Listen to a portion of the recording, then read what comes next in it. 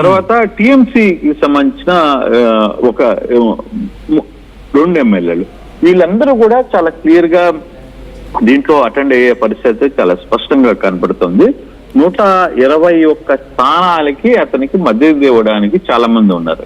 అంటే ఇప్పుడు డిఎంకే నుంచి 10 మంది ఎమ్మెల్యేలు కూడా మేము రాజీనామా చేసి మేము వెళ్ళిపోతామని చెప్తున్నారు. అట్లాగే ఏఐడిఎంకే సంబంధించిన ఇంకొక 10 మంది కామరాజు లాంటి వ్యక్తులు కూడా ఓపెన్ గా చెప్పేసారు, నేను రాజీనామా చేసి వెళ్ళిపోతాను అన్నది. ఇటువంటి ఇష్యూస్ కొంత జరుగుతున్నాయి. బట్ విజయ్ క్లారిటీలో ఉన్నారు, ఎవరిని తీసుకోవాలి. ప్రభుత్వంలో చాలా మంది అధికారంలో ఉన్నప్పుడు చాలా మంది మనతో వస్తుంటారు, చాలా మంది మన దగ్గరికి రావాలని ఒక ప్రయత్నం చేస్తుంటారు. కానీ మనం ఎవరిని తీసుకోవాలి, ఎవరిని తీసుకోకూడదు అనేది కూడా ఒక చర్చ జరుగుతుంది. ఇప్పుడు డిఎండికే విజయ్ భార్య ఎవరైనా మన విజయకాంత్ వాళ్ళ మిస్సెస్ కూడా క్లియర్ గా చెప్తుంది, మా బిడ్డలు అంటాడు, మా ఇంటికి వచ్చాడు. విజయ్ చనిపోయిన రోజు కూడా, విజయకాంత్ చనిపోయిన రోజు కూడా విజయ్ వచ్చి ఎన్ని వ్యవహారాలతో కూడా చూశాడు.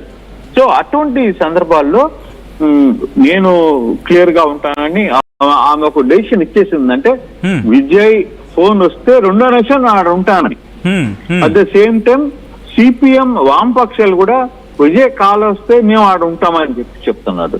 రెండవది, ఈ రోజు ముస్లిం లీగ్ పార్టీలకు సంబంధించిన 2 ఎమ్మెల్యేల్లో ఒక ఎమ్మెల్యే డైరెక్ట్ గా పార్టీ ఆఫీస్ దగ్గరకు వచ్చి పార్టీ ఆఫీస్ లోనే మాట్లాడేసి ఆయన కూడా క్లియర్ గా చెప్పాడు, అంటే మీడియా ముందే క్లియర్ గా చెప్పాడు, నేను విజయ్తోనే ఉంటున్నాం, వామపక్షాలు మేము అందరం కలిసి చాలా కాలంగా ఫైట్ చేసాం, మా వామపక్షాల్లో ఇద్దరం కూడా విజయ్ పార్టీకి.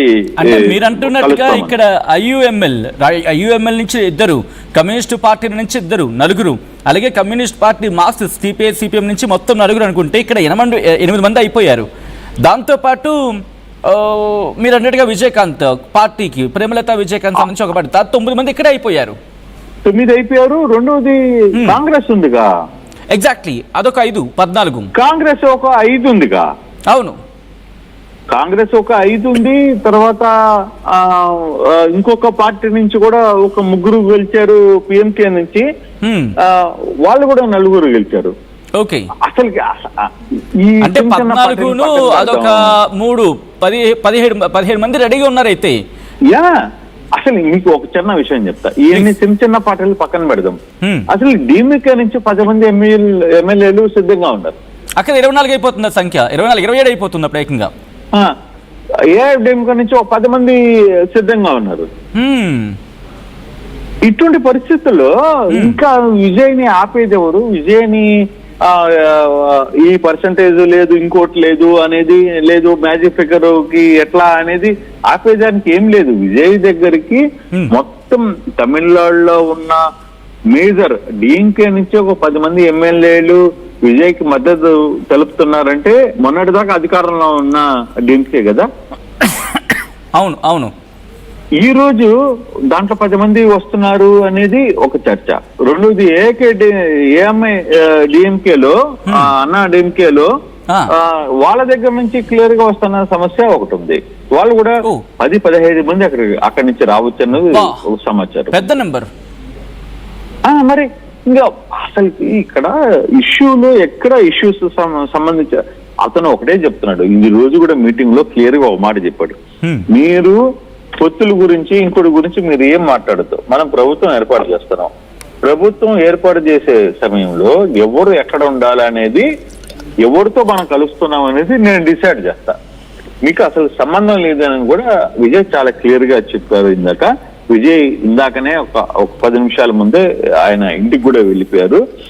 కాకపోతే గవర్నర్ కి క్లియర్ గా ఒక మెయిల్ పంపించారు, నేను 2 వారాల్లో ఈ వ్యవహారం అంతా నడుపుతా, మీరు సిద్ధం చేసుకోండి, నేను ఎప్పుడు రావాలో చెప్పండి, ఆ టయానికి నా మద్దతు ఎమ్మెల్యేలు, నా వెనకాల ఉన్న ఎమ్మెల్యేలు నాకు ఎవరు సపోర్ట్ చేస్తున్నారు, ఇవన్నీ కూడా తీసుకొని వచ్చి మీ చేతిలో పెడతానని చెప్పి చాలా క్లియర్ గా చెప్పేస్తున్న విషయం.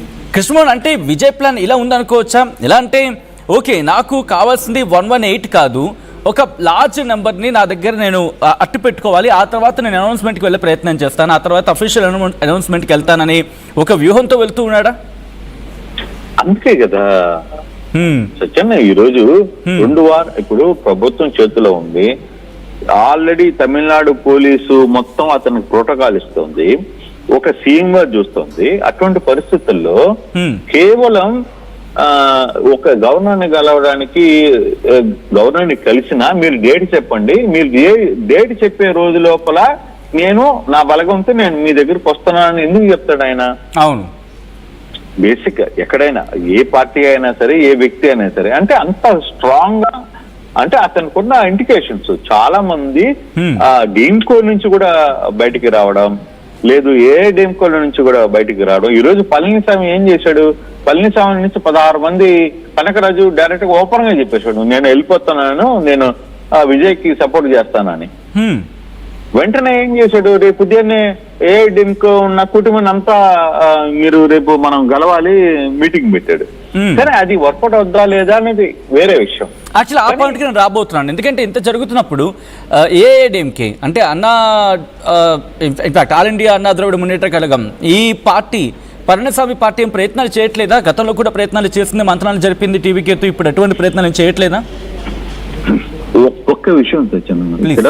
ప్రాబ్లం ఏంటంటే వాళ్ళు 50 57తో ఆగిపోయారు. అవును, అన్నా డిఎంకే కూటమి, అంటే డిఎంకే కూడా కూటమి, డిఎంకే కూటమిలో 57తో ఆగిపోతే